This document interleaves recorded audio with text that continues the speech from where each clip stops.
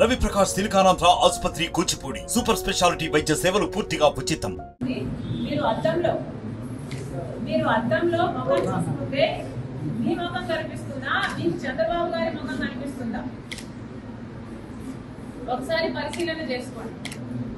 మీకు ఎందుకు ఇంత చంద్రబాబు గారి పిచ్చి పట్టిందో జనాలకు సమాధానం అవసరం. ఎందుకంటే అర్థం కావటం లేదు. సునీత ఇంత గట్టిగా ఈ రోజు న్యాయం కోసం కొట్లాడుతుంటే మీరు చెప్పాల్సిన సమాధానాలు ఈ రోజు వరకు చెప్పటం లేదు. చెప్పకపోగా చంద్రబాబుతో మేము చేతులు కలిపామని చెప్తున్నారే, మీరెందుకు మీ గురించి సమాధానం చెప్పటం లేదు? సాక్షి టీవీలో, సాక్షి ఛానల్లో హార్ట్ అటాక్ అని ఎందుకు రాశారు?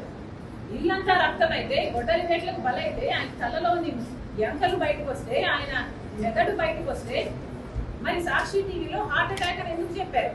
దానికి సమాధానం చెప్పండి.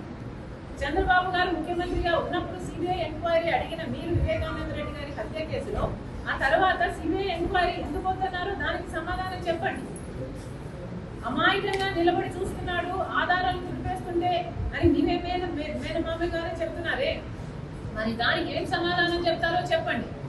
ఇవన్నీ మీ హస్తం లేకపోతే, అవినాష్ రెడ్డి హస్తం లేకపోతే ఎందుకు దాచిపెట్టుకోవాలనుకుంటున్నారు? ఎందుకు సమాధానం చెప్పడం లేదు? 5 సంవత్సరాలు అవినాష్ రెడ్డిని ఎందుకు కాపాడారు? మళ్ళీ అదే అవినాష్ రెడ్డికి అక్యూజ్డ్ గా ఉన్న ఇన్కంప్లెంట్ ఎంపీకి మీరు ఎందుకు టికెట్ ఇస్తున్నారు?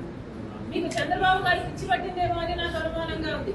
ఒకసారి అద్దం పంపిస్తున్నాను మీకు, దయచేసి అద్దంలో ముఖం చూసుకొని మీకు మీరు కనిపిస్తున్నారా లేక చంద్రబాబు గారు కనిపిస్తున్నారో ఒకసారి టెస్ట్ చేసుకోవాలి. నమస్తే అండి.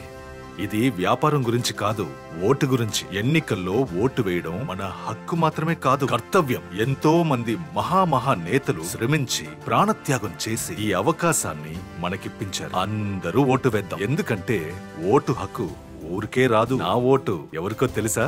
అది సీక్రెట్ అండి.